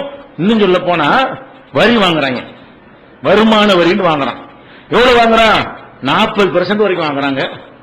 ஒருத்தன் 10 லட்சம் ரூபாய் வருமானம் வந்துச்சுன்னு சொன்னா அவன் 4 லட்சம் ரூபாய் வரி கட்டணும். அதுக்குதான் கருப்பு பணம் எல்லாம். எதனால கருப்பு பணம் வருது, வாங்கல பாதி கொண்டு வரி கட்ட முடியுமா? அப்ப இந்த அரசாங்க ஊழியர்கள் மாத்திரம் தான் வருமான வரியை கட்டுறாங்கன்னு சொல்ல எடுத்துக்கிறான், புடிச்சுக்கிட்டு தான் கொடுப்பான். அவனா கட்ட சொன்னா கட்ட மாட்டான். கவர்மெண்ட் சர்வெண்ட் என்ன செய்வான், அந்த வருமான வரியை புடிச்சுக்கிட்டு சம்பளத்தை கொடுக்கறதுனால அவன் மட்டும்தான் வரியை ஒழுங்கா கட்டுறானே தவிர யாராவது கட்டுறான்னு கட்ட மாட்டாங்க. ஏன், அவ்வளவு கொடுமையா இருக்கிறது. ஆனால் முடிஞ்ச அளவுக்கு பாக்குறான், மாட்டிக்கிட்டா கட்டிட்டு போயிடுறான், மாட்டினா தவிச்சிட்டு போறான். ஆனால் இதுக்காக வேண்டி ஒரு பெரிய டென்ஷன் ஆகி அழுத்தத்துக்கு உண்டான ஆவல. அப்ப நம்ம என்ன புரிந்து கொள்ளணும், என்ன யதார்த்தமான நிலைமையோ அதை புரிந்து கொண்டோமையானால் அது நம்முடைய உள்ளத்தை அழுத்தாது. சின்னதா ஒரு முள்ளு குத்துற மாதிரியான ஒரு பாதிப்பை ஏற்படுத்துமே தவிர நம்மளை புரட்டி போடக்கூடிய ஒரு பாதிப்பை ஏற்படுத்தாது. தூங்கவே முடியாத, சாப்பிடவே முடியாத, வேற வேலையில ஈடுபடவே முடியாத இந்த மாதிரியான ஒரு விஷயத்தை என்ன செய்யாதது, ஏற்படுத்தாது. அப்ப அந்த மாதிரி வச்சு பார்க்கும் பொழுது இப்ப உங்களுக்கு வறுமை, உங்களுக்கு கடுமையான வறுமை இருக்கிறது. இந்த வறுமை எங்க இருந்து வருது, யாரு கொடுத்தா, ஒரு சூப்பர் பவர் இருந்து வந்திருக்கிறது. நீ வறுமையை வச்சுட்டு எதிர்த்து கோஷம் போராட்டம் பண்ண முடியுமா, சிறை நிரப்பும் போராட்டம் அறிவிக்க முடியுமா, ஒண்ணும் முடியாது. அவன் தீர்மானிச்சு நடக்கத்தான் செய்யும். அவன் சரியான எல்லா அறிவாளி விவரமான ஒருத்தன் உத்தரவு வருகிறது, அதை எதிர்த்து நம்மால் ஒண்ணும் செய்ய முடியாது. அப்ப அவன் இதை செய்யறவன் பெரிய ஒரு ஆளா இருக்கும் பொழுது நமக்கு ஏதோ இது செய்யறான் என்று ஒருவன் புரிந்து கொண்டானேயானால் அவனுக்கு முக்காவாசி டென்ஷன் குறைஞ்சிடும். இது பொதுவான மெடிசன். இது தனியா வறுமைக்கு நோய்க்கு தனித்தனியா இருக்கிறது. பொதுவா நம்ம என்ன புரிஞ்சுக்கிறோன்னே, நம்ம யாரு, இதை செய்யறவன் யாரு. ஒரு கவர்மெண்ட்டுக்கு நமக்கு மத்தியில் இவ்வளவு பயப்படுறவன் கோடான கோடி கவர்மெண்ட்டுக்கு சமமானவன், மேலானவன், கோடான கோடான கவர்மெண்ட்டுக்கு சமமானவனாக அல்லாஹ் இருக்கும் பொழுது அவனிடமிருந்து இது வருகிறது என்று நம்பினால் நமக்கு குழப்பம் வருமா? அதுக்கு தான் அல்லாஹ் என்ன செய்யறான்னு கேட்டா, தன்னை பற்றி பல ஆற்றல்களை சொல்லி காட்டுறான். நான் எப்படிப்பட்டவன், இன்னமா கவுலுனாலி செய்யின் இதா அரதுனாவு அந்நகூலகு குன்பயக்கும். என்னை பொறுத்த வரைக்கும் ஒரு பொருளை உண்டாக்க நாடினால் ஆகும், உடனே ஆகிரும். உட்கார்ந்து மெனக்கட்டுக்கிட்டு உருட்டி திரட்டிக்கிட்டு நமக்கு தேவை கிடையாது. நான் எப்படிப்பட்ட ஆற்றல் உள்ளவன் என்று சொன்னால் ஆகுந்த ஆகிவிடும். இப்படியான ஒருத்தனாக்கு இதை சொல்றான். நமக்கு நோயை தந்திருக்கிறானே, அவன் சாதாரண ஆள் கிடையாது. ஆகுந்த ஆயிரம் அவன் வேணும்னு நமக்கு செஞ்சிருக்கான். ஆகுந்த ஆயிரம் அளவுக்கு இந்த வானபூமி பிரம்மாண்ட அனைத்தையும் படைப்பதற்கு கூட ஆகுந்த ஒரு உத்தரவில் அவனை ஆக்கிவிட முடியும். அதோடு ஒப்பிடும்போது நமக்கு வறுமை நோயெல்லாம் ஒரு மேட்டர் கிடையாது. ஆனாலும் அவன் அவ்வளவு பெரிய ஆற்றல் உள்ளவனாக இருந்து நமக்கு இதை தந்திருக்கிறான் என்று சொன்னால் அவனுக்கு முடியாம நமக்கு இப்படி செய்யல. அவனுக்கு ஏழும் நோய் இல்லாம நம்ம ஆக்க முடியும், வறுமை இல்லாம ஆக்க முடியும். அவன் வேண்டுமென்று இதை செய்கிறான். அப்படிப்பட்ட ஒரு சூப்பர் பவர் விளங்கிக் கொள்ள வேண்டும். அதே மாதிரி இன்னமா அம்ருஹு இதா அராத செய்யன் யக்கூலஹு குன் ஃபயகூன், அவன் ஒரு பொருளை உற்பத்தி செய்ய நாடினானேயானால் ஆகும் ஆகிவிடும். இதைத்தான் நம்ப சொல்றான். முதல்ல அல்லாஹ் எப்படி சொல்லிட்டா, என்னைய வல்லமை மிக்கவன் ஃபர்ஸ்ட் நம்பு, வலிமை மிக்கவன் சக்தி மிக்கவன் என்று நம்பு. அதே மாதிரி அல்லாஹ் பல இடங்கள்ல கேட்கிறான், அம்மன் கலக்க சமாவாத்தி உள்ள, வானங்களை பூமியை எல்லாம் படைச்சவன் யாருடா, அன்சலக்கும் மினசமாயி மான், வானத்திலிருந்து தண்ணீரை இருக்கிறோமே அது யார் செய்யற வேலை, கம்பத்னாபிகி ஹதாயிக்கு தாத்த பகஜத்தின், செழிசெழிப்பான தோட்டம் துறவுகளை எல்லாம் அதன் மூலம் உற்பத்தி ஆக்குறோமே, மாக்கானலுக்கும் அன் தும்பித்து ஷஜரகா, ஒரு மரத்தை கூட உங்களால் முளைவிக்க முடியாத, இதை செய்யறவன் யார், நான் இல்லையா அல்லாஹ் கேட்கிறான். நான் தான் இதெல்லாம் சொன்னேன், எப்படிப்பட்ட ஆளு உனக்கு இதை செஞ்சுட்டு இருக்கிறேன், ஒண்ணும் இல்லாம நிர்வாகம் பண்ண நினைச்சிட்டு இருக்கிறியா, எதை வேண்டாலும் செய்வதற்கு சக்தி உள்ள ஒருத்தனாக இருந்து கொண்டுதான் இவ்வளவு வேலை நான் பார்த்துக்கிட்டு இருக்கிறேன், எனக்கு எல்லாம் முடியும். அப்ப இப்படிப்பட்ட ஒருத்தன் செஞ்சால் நமக்கு புரியாவிட்டாலும் அதுல என்னமோ இருக்குது, பெரிய இடத்துல வந்திருக்கிறது, அப்படி நீ விளங்க வேண்டும் என்பதற்காக வேண்டி எல்லாரும் கேட்கிறான். அம்மன் ஜாலல், இது 27-60 வசனத்தில் அப்படி சொல்லுகிறான். அம்மன் ஜாலல் அவர்ல கராரன் ஒஜால ஹிலாலஹா அன்ஹாரன் ஒஜாலஹா ரவாசிய ஒஜால பைனல் பஹ்ரைனி ஹாஜிஸா. அல்லாஹ் கேட்கிறான், இந்த பூமியை வசிப்பிடமா உங்களுக்கு ஆக்குனது யாரு, சுத்தி கொண்டு சுழன்று கொண்டு இருக்குது பூமி, ஆனா நமக்கு தெரியவே இல்லை, இப்படி எவன் ஆக்கி வச்சிருக்கிறான். அதே மாதிரி அதுக்கு இடையில நதிகள் எல்லாம் ஓட வச்சிருக்கிறது யார், நீ செஞ்ச நான் செஞ்சனா அல்லாஹ் கேட்கிறான். அதற்கு மலைகளை போட்டது முளைகளாக நிறுவி இருக்கிறேனே அதை செஞ்சது யாரு, ஒஜால பைனல் பஹ்ரைனி ஹாஜிஸா, 2 கடல்களுக்கு மத்தியிலே திரையை ஏற்படுத்தினது யார், நானா நீனா, இலாஹும் அல்லாஹ், அல்லாஹ்வோடு வேற கடவுள் இருக்கிறானா, என்னைய தவிர வேற ஒரு இருந்தான்னு சொன்னா இந்த ஆட்சிக்கு போல அந்த ஆட்சி ஓட்டு போட்டு போடலாம், யார் இருக்காங்க. அங்க என்ன செய்வோம், ஒரு ஆட்சியில வரி அதிகமாகி போச்சு, ஒரு ஆட்சியில கொடுமை அதிகமா போச்சு, உடனே என்ன செய்வோம், வரட்டு 5 வருஷம் முடியட்டும் வா, அப்ப ஒருவேளை ஓட்டு கேட்டு வருவீல பாத்துக்கிறோம்னு சொல்லலாம். இங்க என்ன, அவன் தானே எல்லாமே இருக்கிறான், இதை விட்டுட்டு எங்க போக போறியாங்கிறேன். அல்லாஹ் வறுமையை தந்துட்டாங்கிறதுக்காக வேண்டி வேற எல்லாட்ட போயிட முடியுமா, அல்லாஹ் நோயை தந்துட்டான் நீ சரியில்லைப்பா நீ வாப்பான்னு சொல்லி கூப்பிட முடியுமா, வேற இருக்கானா, அதெல்லாம் அப்படி கேட்கறான். எங்கட என்ன யதார்த்தமா புரிஞ்சிக்க, நீ அற்பத்தில் அற்பமான ஒரு ஆளு, நான் எங்கே இருக்க பிரம்மாண்டமான ஒரு சூப்பர் பவரான ஒருத்தர் செஞ்சுக்கிட்டு இருக்கிறேன், என்கிட்ட வந்துட்டு எதிர்த்துக்கிட்டு எனக்கு எதிராக நீ போட்டி போட பாக்குறியா என்பதற்காகத்தான் அல்லாஹ் 27வது அத்தியாயத்துல 60 இருந்து வரிசையா ஒண்ணுனா கேள்வியா கேட்கிறான். அனைத்தும் அவனுடைய ஆற்றலை வெளிப்படுத்தக்கூடியதாக இருக்கிறது. அதே மாதிரி கேட்கிறான், உங்களுக்கு பகல் எப்போதுமே கியாம நாள் வரைக்கும் முழு இரவாக நான் ஆக்கிவிட்டால் அதுக்கு பகலை கொண்டு வர எவனாச்சும் இருக்கிறான்னு இருக்கிறான். அல்லாஹ் என்ன செய்யறான், நான் எப்படிப்பட்ட ஆள் என்று கேட்டால், புல் அரையத்தும் இன்ஜாலல்லாஹு அலைக்கும் லைல சர்மதனிலா யௌமல் கியாமா, கியாம நாள் வரைக்கும் இப்ப இருட்டா இருக்கிறோம்ல, இப்படித்தான் இனிமே விடியவே விடியாது என்று ஆக்கிவிட்டால், மண் இலாஹும் கைருல்லாஹி யஅதீக்கும் இல்லையாயின், உங்களுக்கு வெளிச்சத்தை கொண்டு வர்ற வேற கடவுள் இருக்கிறானா, என்ன விட்டா யார் இருக்காங்கிறதே கேட்கறான். கேட்கிறான், நீ என்னத்தை கஜகரணம் போட்டு பாரு, நீ தலையில் நின்று புலம்பிப்பாரு, உனக்கு எனக்கு அது வந்துருச்சு இது வந்துருச்சு நான் தானே கிடைச்சேன், நீ என்னத்தை புலம்பு, என்ன விட்டு எங்க போயிருவ, நான் தானே எல்லாம், எங்களும் அனைத்தும் இருக்கிறது. அப்ப எங்கள எல்லாம் இருக்கும் பொழுது என்ன செய்யணும், என்னை எதிர்க்கணுங்கிற ஒரு எண்ணம் உள்ளத்துல இருந்தா தான் உனக்கு மன அழுத்தம் வரும், ஒபே பண்ணணும், கட்டுப்படணும். பெரிய இடத்து உத்தரவு என்ன செய்யறத ஏதோ ஒண்ணு இருக்கும், அவனை மீற முடியாது. ஒரு ராஜாக்கு பயப்படுற, மன்னனுக்கு பயப்படுற, போலீஸுக்கு பயப்படுற, ராணுவத்துக்கு பயப்படுற, துப்பாக்கிக்கு பயப்படுற, படிச்சவனு பயப்பட மாட்டியா என்று அல்லாஹ் என்ன செய்யறான், அந்த மன அழுத்தத்தை இது குறைக்கு. இப்படி நம்பி பார்த்தோமே ஆனால் கண்டிப்பா அவன் மன அழுத்தம் போய்விடும்.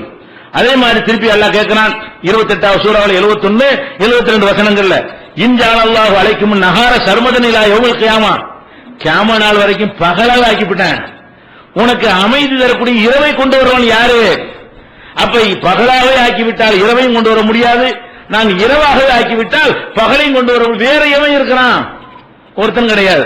அப்ப வேற ஒருத்தன் இல்லைங்கும் போது அந்த ஒருத்தன் தான் அனைத்துக்கும் அதிகாரியாக உத்தரவு போடக்கூடிய இடையில இருக்கும் பொழுது நம்ம இது எப்படி எதுக்கிறது, அவ்வளவு பெரிய இடத்தை எதிர்த்து நிக்க இயல்மா நமக்கு, இப்படி நம்ம நினைத்தோமையானால் அப்ப சரி அல்லாஹ் நம்ம இறைவன் நமக்கு நன்மைக்கு செய்யறான், அவனை ஏத்து நமக்கு என்ன, நம்முடைய பலவீனத்தை உணர்ந்து, இந்த பலவீனத்தை உணர்ந்து கொண்டாலே எல்லாமே என்ன செய்யறேன், அழுத்தங்கள் குறைந்து விடும்.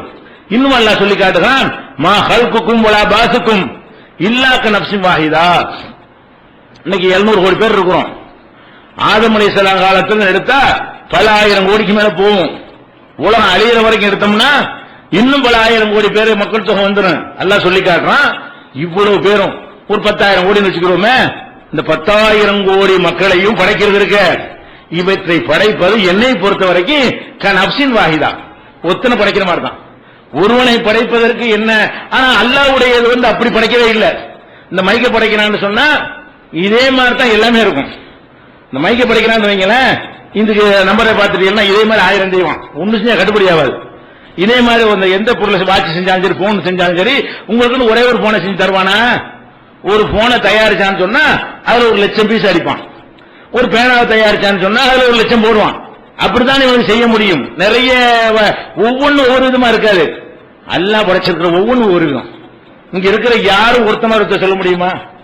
அவன் படைச்ச எல்லாமே ஒரே மாதிரி கிடையாது. ஒவ்வொன்றும் தனித்தனியா தான், ஒவ்வொருத்தரும் தனித்தனியா தான் படைக்கிறான். இவன் ஒன்ன படைச்சிட்டு மத்தெல்லாம் மோல்டு பண்ணி ஊத்தி ஊத்தி எடுக்கிறாங்க. இவங்க மோல்டு பண்ணி எடுத்து இது மாதிரி தயாரிச்சுக்கிட்டு ஊத்தி ஊத்தி மிஷின்ல எடுத்துறாங்க. அல்லாஹ் என்ன செய்யறான்? ஒவ்வொரு ஆளையும் தனித்தனியாகவே படைக்கிறான். அதனால ஒருத்த மாதிரி ஒருத்தன் கிடையவே கிடையாது. 10,000 கோடி பேரை நிப்பாட்டினால ஒவ்வொருத்தனும் வித்தியாசம் இருக்கும். ஒரே மாதிரி காட்டவே முடியாது. அப்படி புல்லு அல்லாஹ் சொல்லி காட்டுறான். உனக்கு அப்படி தெரியுதா? எனக்கு அப்படி தெரியல. ஊரால படைக்கிற மாதிரி அல்லாஹ் என்ன செய்யறான்? இல்லா கனப்சின் வாயிதா, உங்களை படைக்கிறது, உங்களை திரும்ப எழுப்புறது இருக்க, உங்க அனைவரையும் அது ஒரு உயிரை போலதான். ஒரு உயிரை எழுப்புவதற்கு என்ன வேலையோ அதுதான் 10,000 கோடிக்கு ஆகு. அவ்வளவுதான் முடிஞ்சு வச்சுக்கத.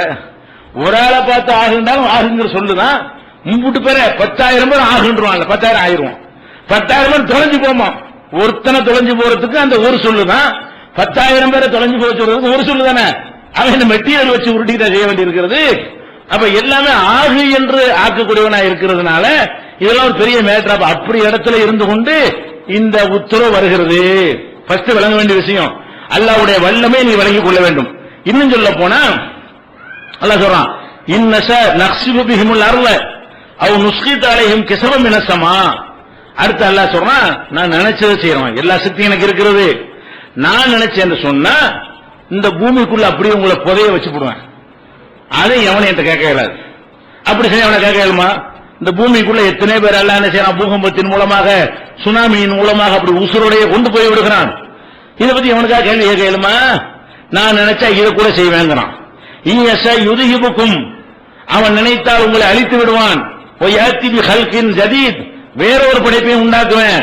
ஒமா தாலிக அலல்லாஹி பி அஸீஸ், அல்லாஹ் எனக்கு இது பெரிய மேட்டரே கிடையாது. நினைச்ச அம்புட்டு பிறகு ஒரு உத்தரவுல காலி பண்ணிவிட்டு ஒரு உத்தரவுல இதே மாதிரி உண்டாக்கி காட்டி போடுவான். அப்படிப்பட்டவனாக்க நான் என்ன செய்யறான்? அப்ப அந்த அவனுடைய வல்லமை மனசுல உட்கார்ல.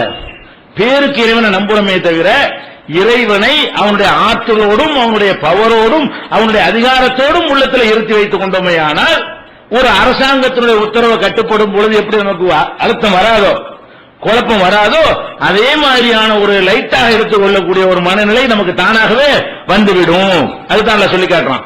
அதே மாதிரி அவளை செல்லது கலக்க சமாவாத்து உள்ளவர்கள் காதிரின் அலா எவ்வளவு மிதலகும், இந்த வானம் பூமி எல்லாம் படைச்சிருக்கிறேனே, உன்னைய மாதிரி படைக்கிறது பெரிய விஷயமாப்பா, இதையே நான் படைச்சவனாக்கு அப்படின்னு அல்லாஹ் சொல்லி காட்டுகிறான். அப்ப இந்த விஷயங்கள் எல்லாம் அவனுடைய வல்லமையை சொல்லி காட்டுகிறான். ஃபர்ஸ்ட் விளங்கிக் கொள்ளணும். குர்ஆன் முழுவதும் எடுத்து பாத்தீங்கன்னா அல்லாஹ் நான் எப்படிப்பட்டவன், என்னுடைய பவர் என்ன என்பதை சொல்வதற்கு தான் அதிகமான வசனங்களை அவன் யூஸ் பண்ணுகிறான். ரெண்டாவது என்ன செய்யறான்? பவர் இருக்குல்ல, பவர் இருக்கிறதோட நினைச்சதான் செய்வேன். யாரையும் கேட்டு இவர் புண்படுவாரு, அவர் வருத்தப்படுவாரு, இவர் நல்லடியாரா இருக்கிறாரு, இவர் மகானா இருக்கிறாரு, ஊர்லாம் சேர்ந்து போராட்டம் பண்ணிடுவாங்களே, இந்த மாதிரி எல்லாம் பாக்குறாளா? லா யுஸ்அல் அம்மா. ரெண்டாவது விஷயம், முதல்ல அவனுடைய ஆற்றலை புரிந்து கொள்ள வேண்டும் ஒரு விஷயம். ரெண்டாவது என்னன்னு கேட்டா, அவன் நினைச்சதை செய்யறவன். என்ன நினைச்சானாதான் எந்த கிரவுண்ட்லயும் வரவே மாட்டான். என்ன செய்யறான்? நான் நாடுனா மன்னிப்பேங்கிறான், நாடுனா தண்டிப்பேன். நாடுனா தான், வேற எந்த அளவும் கிடையாது. ஒரு தப்புமே செஞ்சிருக்க மாட்டான். நான் இந்த மன்னிப்பு என்னடா, நான் சொர்க்கத்தில் கூட எவன் கேட்க முடியும்? ஏன் சொர்க்கம்? நான் உன்னை படைச்சிருக்கிறேன். அல்லாஹ் எப்படி கேட்கிறான்? யாக பிர்லி மையசா, நாடுனா மன்னிப்பேன். அதிபு மையசா, நாடுனா தண்டிப்பேன், நாடுனா செல்வத்தை கொடுப்பேன், நாடுனா எடுப்பேன். கணக்கெல்லாம் கிடையாது. நான் நினைச்சதும் செய்வேன்.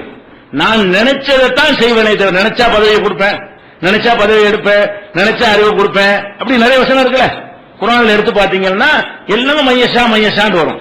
யூத்தில் ஹிக்மத்த மையசா, அறிவை நாடியவர்களுக்கு கொடுப்பான். அதே மாதிரி எரிசுக்கு மையசா, நாடியவனுக்கு ரிஸ்கை கொடுப்பான். புள்ள குட்டியை கொடுக்கும் பொழுது நாடியவர்களுக்கு கொடுப்பேன். எல்லாமே என்னது, இவனுக்கு ஏன் கொடுத்த, நான் கொடுப்பேன், இவனுக்கு ஏன் கொடுக்கல, கொடுக்க மாட்டேன். அதான் பதில். அல்லாஹ்வுடைய பதில் என்ன, இவனுக்கு ஏன் பிள்ளைய கொடுத்த, அப்படிதானே கொடுப்பேன், இவனுக்கு ஏன் கொடுக்க, அப்படிதானே கொடுக்க மாட்டேன். இதான் அல்லாஹ். நீங்க என்ன விளைவிக்கிறேன்னு, நாங்கெல்லாம் எத்தனை தடவை நான் மனைவியோட சேர்ந்துட்டேன், 40 தடவை உடல் கொண்டேன், எனக்கு இல்லைன்னு கேட்க முடியாது. அவன் ஒரு தடவை போனா அவனுக்கு ஏன் கொடுத்துன்னு கேட்க முடியுமா? நான் நினைச்சா கொடுப்பேன், நினைச்சதான் மேட்ரு. என்ன, நான் 25 வருஷமா உழைச்சேன், எனக்கு பணம் வரல, அவன் நேத்தான் கடை வச்சான், கோடி சொன்ன ஆயிட்டான், கேட்க முடியுமா? அப்படித்தானே செய்வேமா? அல்ல யாரு ஒன்னும் பேசாத, நான் நினைச்சதை செய்யறவனுக்கு கீழே நீ இருக்கிற. இதை விட்டு எங்கேயும் போய் ஆட்சி மாற்றம் செய்ய முடியாது, வேற பூமிக்கு போயிட முடியாது, வேற எங்க எடுத்தாலும் போயிட முடியாது, இங்கதான் கிடந்த ஆகணும். அப்ப என்ன விளைக்கிறேன், எல்லாம் நினைச்சது. எதை பேசினாலும் நீங்க குர்ஆனை எடுத்து பாருங்க, லிமையசா வரும். ஓதிட்டு என்ன செய்யும், யுஅஸிபு மையசா, யக்ஃபிர் மையசா, யூத்தில் ஹிக்மத மையசா, தூத்தில் முல்க மன்தசா. எல்லாமே என்னன்னு கேட்டா, நான் நினைத்ததைத்தான் செய்வேன். நான் எதை நினைக்கிறேன்னு செய்யறதுக்கு உள்ள அதிகாரம் எனக்கு இருக்குது. நீலாம் என்ன ஒண்ணு, நான் உன்னை படைச்சிருக்கிறேன், நீ நான் உண்டாயிருக்கிறல. ஒரு அரசாங்கம் உன்னை படைக்கல, ஒரு ஆட்சி படைக்கிறாங்க. கவர்மெண்ட் அவங்களை எல்லாம் படைச்சான், இந்த உத்தரவு போடுறான் அவனை அவங்களை எல்லாம் படைச்சான், அவனை ரிஸ்க் தர்றான், சோறு படி அளக்கிறான். நீங்க உழைச்சு நீங்க சம்பாதிக்கிறீங்க, ஆனா அவன் உத்தரவு போறான், கட்டுப்படுறீங்க. படைச்சவனுக்கு எவ்வளவு ரைட் இருக்கும், படைச்சவனுக்கு எவ்வளவு உரிமை இருக்கு, இவ்வளவு செஞ்சிருக்கிறேன்னு எல்லாம் என்ன செய்யறான், கேட்கிறான். நினைச்சதை செய்வேன். நேர்வழி கூட நினைச்ச நேர்வழி போடான். ரசூலுல்லாஹ்வுடைய பெரிய பாப்பாக்கு நேர்வழி கொடுக்கல, வருத்தப்படுறாங்க. பேசாத, நான் நினைச்சா கொடுப்பேன், இல்லாட்டி கொடுக்க மாட்டேன். ரசூலுல்லாஹ் என்னது, எங்க பெரிய பாப்பா நேர்வழிக்கு வரலையே, வாய மூடு, நான் நினைச்சோடு கொடுப்பேன், நினைச்சோடு கொடுக்க மாட்டேன். அப்ப இதெல்லாம் ஏன் நேர்வழிக்கு வர்றதுல கூட நான் நினைச்சதை செய்வேன் அப்படிங்கிறான். அதுதான் அல்லாஹ் கேட்கிறான், லா யுஸ்அலு அம்மா யஃபல், அவன் செய்வதை பற்றி வாயை திறக்க கூடாது. அல்லாஹ் என்ன சொல்றான் குர்ஆன்ல 22வது அத்தியாயத்தில் 23வது வசனம் சொல்றான், லா யுஸ்அலு அம்மா யஃபலு, அவன் செய்வதை பற்றி கேட்கவே கூடாது. வஹும் யுஸ்அலூன், நீங்கள் தான் நீங்கள் செய்வதை பற்றி கேட்கப்படுவீர்கள். உங்களை கேள்வி நாங்க பண்ணதை விட என்னைய கேள்வி நீங்க கேட்பீங்களா? அல்லாஹ் என்ன சொல்றான், கேள்வி கேட்கிறேன்னா பதில் சொல்ற இடத்துல நீ என்னப்பா எனக்கே வறுமையை கொடுத்த, எனக்கே அவனுக்கே அதை கொடுத்த, இவனுக்கே இதை கொடுத்த, இது ஏன் நீங்க கேட்கிற, அது என்னுடைய ரைட். அப்ப ஃபர்ஸ்ட் சூப்பர் பவராகவும் இருக்கிறான், ஆற்றல் எதை வேண்டாலும் இது மாதிரி நினைச்சது செய்யறவங்க இருக்கானே, நினைச்சது செய்யணும். பலவீனமா இருந்தான்னு வைங்க, போட்டு வீசி தள்ளிட்டு போயிடலாம். நான் நினைச்சது செய்வேமா, ஒரு தட்டை விழுந்துட்டான்னு வைங்க, இவன் எப்படி இருக்கிறான், எதை வேண்டாலும் செய்வேங்கிற இடத்துல இருக்கிறான், அவ்வளவு சக்தி இருக்கு, ஆகுண்டல் ஆக்கிவிடுவான். அவன் நினைச்சது செய்வோம், உங்களால என்ன செய்ய முடியும், அவன் செய்யறான். அப்ப இதை வந்து ஆழமா பதிய வச்சுக்கணும். உதாரணத்துக்கு போனா நூஹ் நபி இருக்காங்கல்ல, அவங்க வந்து அவங்க மகனுக்காக வேண்டி அல்லாஹ்ட்ட கேட்கறாங்க. என்ன வெள்ளம் வருது, மகன் இஸ்லாத்துக்கு வரல, கப்பல்ல நல்லவங்க எல்லாம் ஏறிக்கிட்டாங்க. 3 கடிக்கிற நேரத்தில் மகனை கூப்பிட்டு என்ன செய்யறாங்க, கப்பல்ல ஏறிக்க பாக்குறாங்க, மாட்டான்ட்டான். 3 கடிக்கப்படும் போது அல்லாஹ்ட்ட என்ன செய்யறாங்க, இன்னபுனி மின் அஹ்லி, யா அல்லாஹ் என் மகன் என் குடும்பத்தை சேர்ந்தவன் தானே, அவனை கொஞ்சம் காப்பாத்து அப்படின்னு கேட்கிறாங்க. அவன் கொள்கை ஏத்துக்கல. அப்ப அல்லாஹ் என்ன பண்றான், யானு இன்னஹு லைஸ மின் அஹ்லிக, அவன் உன் குடும்பத்தான் கிடையாது, உனக்கு பிறந்தவன் எல்லாம் குடும்பத்தான் யாருன்னு நானே தீர்மானிக்கிறேன். அல்ல உன் குடும்பத்தை சேர்ந்தவன் யாருன்னு நீ தீர்மானிக்காத, அவன் உன் குடும்பத்தை சேர்ந்தவன் இல்லை. இன்னஹு அமலுன் கைரு சாலிஹின், இது நல்ல செயல் கிடையாது. ஃபலா தஸ்அல்னி மா லைஸ லக பிஹி இல்முன், உனக்கு அறிவு இல்லாத விஷயத்தை என்கிட்ட பேசாத. நான் அழிக்கிறேன்னு பேசாம பார்த்துட்டு இருக்கணும். பெத்த பிள்ளைய அழிச்சாலும் பார்த்துக்கிட்டு இருக்கணுமே தவிர எப்படி எல்லாம்னு கேட்டக்கூடாது. அல்லாஹ் என்ன சொல்றான், நினைச்சது செய்யறது எப்படி காட்டுறான்னு சொன்னா, 950 வருஷம் பாடுபட்டு இருக்காரு இந்த மனுஷன், கொஞ்ச நாள் இல்ல, 950 வருஷம் அல்லாஹ்வுக்காக பாடுபட்டு இருக்கிறாரு. அல்லாஹ் என் புள்ளங்கிறாரு, தொலைச்சு போடும், வாய மூடும். அதான் அர்த்தத்துக்கு பேசாத, சொல்றது கட்டுப்பட்டு போயிட்டு இருக்கணும். அந்த மாதிரியான ஒருவனுக்கு கீழே தான் இந்த உலகம் இயங்குகிறது. நீங்கள் விரும்பினாலும் அவன் தான் அல்லாஹ், நீங்கள் விரும்பாட்டாலும் அவன் தான் அல்லாஹ், நீங்கள் ஏற்றுக்கொண்டாலும் அவன் தான் நிர்வகிக்கிறான், ஏற்றுக்கொள்ள மறுத்தாலும் அவன் தான். இதை வந்து யாராலும் மீற முடியாது. அப்படிப்பட்ட ஒரு இடத்தில் இருந்து வருகிறது என்று புரிந்து கொள்வதற்கு தான் நூஹ் நபிக்கு அல்லாஹ் சொல்றான், ஃபலா தஸ்அல்னி மா லைஸ லக பிஹி இல்முன், உனக்கு அறிவு இல்லாத விஷயத்தை பற்றி என்கிட்ட பேசாதே. இன்னி அயலுக்கான் தக்குன மினல் ஜாஹிலீன், மூடர்களில் ஒருவராக நீ ஆகக்கூடாது என்று உனக்கு அறிவுரை சொல்றேன். மூடர் கூட்டத்துல சேர்ந்துடாத, என்னை ஏற்று கேள்வி கேட்டா மூட அப்படின்ற அளவுக்கு நூஹ் நபிய அல்லாஹ் கண்டிக்கிறான். ஈசா நபிய கடவுள் மாதிரி ஒரு சாரார் நினைக்கும் பொழுது அல்லாஹ் அப்படி நினைப்பதற்கு உடைய விஷயங்கள் எல்லாம் ஆற்றலாம் அவர் கொடுத்தான். தந்தை எல்லாம் பிறக்க வச்சான், இறந்தவரை உயிர்ப்பிக்க செஞ்சான், நோயாளி குணமாக்க வச்சான். இதெல்லாம் வச்சுக்கிட்டு தான் கடவுள் பிள்ளைன்ட்டாங்க. அதுக்கெல்லாம் என்ன கேட்கிறான்? அப்படி சொல்லுவீங்களோ? அல்லாஹ் கேட்கிறான், இன் அராத அன் யுஹ்லிகல் மஸீஹ இப்ன மரியம, மரியமுடைய மகன் மசீஹ் என்ற ஈசாவையும், ஓ உம்மஹு அவருடைய அம்மாவையும், ஒமன் பெருள் அருள் ஜமியா இந்த பூமியில உள்ள அத்தனை பேரையும் நான் அழிக்க நாடித்தா எவன்டா காப்பாத்துறது? உங்களுக்கு ஈசா கடவுளா? அவரையும் அழிப்பேன், எவனும் பேச முடியாங்கிறான்ல. மரியம் உங்களுக்கு கடவுளா? அவங்களையும் அழிப்பேன், யாரும் பேச இயலாது. பூமியில் உள்ள அத்தனை பேரையும் அழிப்பேன், என்னை எதிர்க்க முடியாதுன்னு வழங்கிங்கிறான்ல. அப்ப ஈசா நபி அவ்வளவு இறை தூதரா தேர்ந்தெடுத்து இவ்வளவு ஆற்றலையும் கொடுத்துட்டு அவரை கடவுள் நினைக்கும் போது அல்லாஹ் சொல்ற வார்த்தை என்ன? நான் நினைச்சா அவரையும் அழிப்பேன், அவங்க அம்மாவையும் அழிப்பேன், ஹலாக்காக்குவேன், நாசமாக்குவேன் அப்படின்னு சொல்லி காட்டுறான். ஆனா ஆதம் அலைஹிஸ்ஸலாம் முதல்ல படைக்கிறான். பெரிய நம்ம பார்வை பெரிய மிஸ், ஒரு மரத்தை திங்க கூட பெரிய மேட்டரா அப்படி நம்ம நினைப்போம். சொல்லு கேட்டு வெளியே போறான். ஆதமா இருந்தா என்ன, என் கையால் படைச்சா என்ன, அது அப்படி சொல்றான். என் கையால் படைத்தேன்கிறான். அவரை எல்லா விதமான பாக்கியத்தையும் கொடுக்கிறான். அப்ப மலக்குகளோட போட்டி வச்சு அவரை ஜெயிக்க வைக்கிறான். அவள் அறிவையெல்லாம் கொடுத்து இத்தனை வருஷமா அல்லாஹ்வை வணங்கிட்டே இருந்தாங்க. அல்லாஹ் நினைச்சா உங்களுக்கு அவங்களுக்கு அந்த பதில் தான் சொன்னான். மலக்கு கேட்டு பார்த்தாங்கல்ல, யா அல்லாஹ் நாங்க உன்னை தஸ்பீஹ் செஞ்சுக்கிட்டு இருக்கிறோமே, அது பண்ணிட்டு இருக்கிறோமே, உனக்கு தெரியும் எனக்கு தெரியும், வாய் மூடு. அது அல்லாஹ்வுடைய பதில் இருக்கு. பேசக்கூட நினைச்சா இப்படியும் படைக்குவேன், வணங்கிக்கிட்டே இருக்கிற மாதிரி உன்னையே படைப்பேன், வணங்காம சைத்தான்களை பண்ணக்கூடிய வணங்கி செய்வனா படைக்குவேன், அதுக்கே நீயா இருக்கிறான்ல. அப்ப மலக்குகள் வாயை திறந்தாலும் கண்டிக்கிறான். ஆதம் அலைஹிஸ்ஸலாம் தப்பு செஞ்சவன ஒரு தப்பு நல்லா உடல போவலி, அவ்வளவுதான், கேட்க முடியாது. அவன் நினைச்சதை செய்யக்கூடியவனாக இருக்கிறத பார்க்கிறோம்.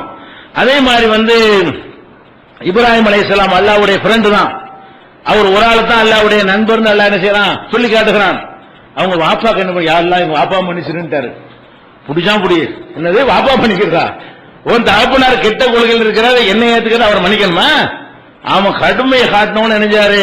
யாரெல்லாம் நான் தெரியாம செஞ்சுட்டேன், எங்க வாப்பாவுக்கு உள்ள மன்னிப்பு கேட்டு வாபஸ் வாங்கிக்கிறேன்ட்டாரு. அப்ப அல்லாஹ் அவன் நினைச்சதான் செய்யும், அவன் நினைச்சதுக்கு மாத்தணுமா? இப்ராஹிம் நபி சொல்றாங்க, நம்ம கூட்டாளியாச்சே, ஃப்ரெண்ட் ஆச்சே, புள்ளை எல்லாம் சொன்னோன்னு அறுக்கிறதுக்கு தயாரானாரு. அப்படியே காட்டுல கொண்டே பாலைவனத்தில் கொண்டே கொண்டாடி விட்டாரு, என்ன செஞ்சாலும் அப்படி கட்டுப்பட்டாரு. சரி இப்ராஹிம் வாப்பா கொண்டு கேட்டுக்க அல்லாஹ் சொன்னா, நான் நினைச்சதுதான் கேட்கணும், உனக்கெல்லாம் விருப்பம் கிடையாது இப்படின்னு சொல்லி அந்த இப்ராஹிம் நபியுடைய அருளுக்காக வேண்டி ரசூல் ஆசைப்பட்டாங்களோ அந்த மாதிரி அருள் செய்யணும்னு அந்த இப்ராஹிம் நபிக்கு என்ன செய்யறான்? 9:114 எடுத்து பாத்தீங்கன்னா, மாகான இஸ்திக்பார் இப்ராஹிம் அலி அபிஹி இல்லா மௌஇதத்தின் வாதஹா ஐயாஹு, தகப்பனுக்கு வாக்களித்த காரணத்தினால் மன்னிப்பு தேடிவிட்டார். பலம்மா தபையன அன்னஹு அதுவுல் இல்லா, தகப்பனார் அல்லாஹ்வுடைய எதிரி என்று தெளிவான பொழுது தபர்ரா மின்ஹு, விலகி கொண்டார், வாப்பாவை விட்டு விலகி விட்டார். அதான் உத்தரவு. அல்லாஹ்வுடைய என்னது நினைச்சதை நான் செய்வேங்கிற காட்டுறானா இல்லையா? யூனுஸ் நபி அவர் மார்க்கத்தை போதிக்கிறார், மக்கள் ஏத்துக்கிறல, கொஞ்சம் பேர் ஏத்துக்கிட்டாங்க, அதிகமான பேர் ஏத்துக்கிறல. அல்லாஹ் அழிக்கிறேன்னு சொல்லிட்டான், ஊரை விட்டு வெளியே போ, எல்லாத்தையும் காலி பண்ணிடுவோன்ட்டான். பேசாம போயிட வேண்டியதானே. போயிட்டு திரும்பி வந்து பாக்குறாரு, எல்லாம் ஜெயிச்சேர்ந்து ஊரே சந்தோஷமா இருக்கு. என்னன்னு கேட்டா அவர் போன பிறகு ஊர்ல ஒண்ணு கூடி யூனுஸ் சொல்ல கேட்காம போயிட்டோம், இப்ப கரெக்டா சொல்லி இருக்கிறாரு, நம்ம அல்லாஹ்ட்ட மன்னிப்பு கேட்போன்ற உடனே வர இருந்த அதாபு விலகிருச்சு. யூனுஸ் நபி என்ன நினைச்சிட்டு வர்றாங்க, எல்லாம் காலியா இருப்பாங்க, பணத்தை போய் அடக்கலாம்னு சொல்லிட்டு வர்றாரு அவரு. இங்க அவரை ஜெயஜன் இருக்கு. இப்ப அவர் என்ன செய்யணும்? அல்லாஹ் நீ படைச்சவன், நாங்களாம் அடிமை, அப்படித்தானே சொல்லியிருக்கானு. அவர் என்ன சொல்றாரு? என்கிட்ட ஒண்ணு சொல்லிவிட்டு நீ மீறியா அப்படி சொல்றாரு. அப்படி அந்த வார்த்தையை போடுறான். இதுவும் முகாலிபன், இந்த மீன் வயிற்றில் இருந்தாரே அவர் கோபித்துக் கொண்டு போகிறார். அல்ல நகதீர் அழகி, நமக்கு அவர் மீது சக்தி இல்லை என்று நினைத்து விட்டார். நான் என்ன பண்ண, உடனே கடலுக்குள்ள தள்ளி மீன் வயிற்றுல வச்சு பனாதாபில் துருமாத்தி அல்லா இலாஹ இல்லா அன்த சுப்ஹானக இன்னி குன்து மினல் ஸாலிமீன், பல இருள்களுக்கு உள்ள கொண்டே திணிச்சு லா இலாஹ இல்லா அன்த சுப்ஹானக இன்னி குன்து மினல் ஸாலிமீன் சொல்ல வச்சுட்டேன். எதனால சொன்னேன்? அவர் எதை நான் நினைச்சதை செய்வேங்கிறது அதை புரிஞ்சுக்கல. அவர் நான் உன்னை செஞ்ச பிறகு அதை எதிர்த்து நிக்கின்ற ஒரு கேள்வி கேட்டார்ல, கோவிச்சுட்டு எங்க போவாருங்கிறேன். யூனுஸ் நபி கோவிச்சுக்கிட்டு வேற பூமிக்கு போயிருவாரா, வேற வானத்துக்கு போயிருவாரா, வேற காத்து சுவாசிக்கிறதுக்கு ஏதாவது இன்னொரு உலகத்தை படைச்சு வச்சிருக்கிறானா? யாரோட கோவிச்சுட்டு எங்க போற? அப்ப என்னோடு கோவித்துக் கொண்டு போனார் உடனே அவர் மேல உள்ள கோபம் எந்த அளவுக்கு வருதுன்னு கேட்டா, ரசூலுல்லாஹி அல்லாஹ் உத்தரவுனா வலாத்தகுன் கசாஹிபில் ஹூத், யூனுஸ் மாதிரி ஆயிராத. அவர் நான் ஒரு முடிவு எடுத்திருக்க, அதுல குறை கண்டுட்டு வெளியே போனாரு. அந்த மாதிரி நீ ஆகாதன்ற ரசூலுல்லாஹ் என்ன செய்யறான்ல கட்டளை இடுகிறான். அப்ப நம்ம என்ன விளங்கனே, நமக்கு என்ன துன்பங்கள் வந்தாலும் அதுக்கு பொதுவான தீர்வாக இஸ்லாம் சிலதை சொல்கிறது. அதுல ஒரு தீர்வு இப்ப சொல்லியிருக்கோம், ஒரு தீர்வில் பாதி சொல்லியிருக்கோம். ஒரு தீர்வு என்னது, இது பெரிய இடத்து விஷயம். முதல் தீர்வு என்னது, நமக்கு எது நடந்தாலும் பெரிய இடத்து விஷயம். பெரிய இடம் என்றால் எதை வேண்டாலும் செய்வதற்கு ஆற்றல் உள்ளவன், எதை வேண்டாலும் நினைச்சதை செய்து முடிக்கிறவன், அப்படிப்பட்ட இடத்திலிருந்து வருகிறது. இன்னும் இது சம்பந்தமான செய்திகளை இன்ஷா அல்லாஹ் அடுத்தடுத்த நாட்களில் பார்க்கலாம். அஸ்ஸலாமு அலைக்கும்.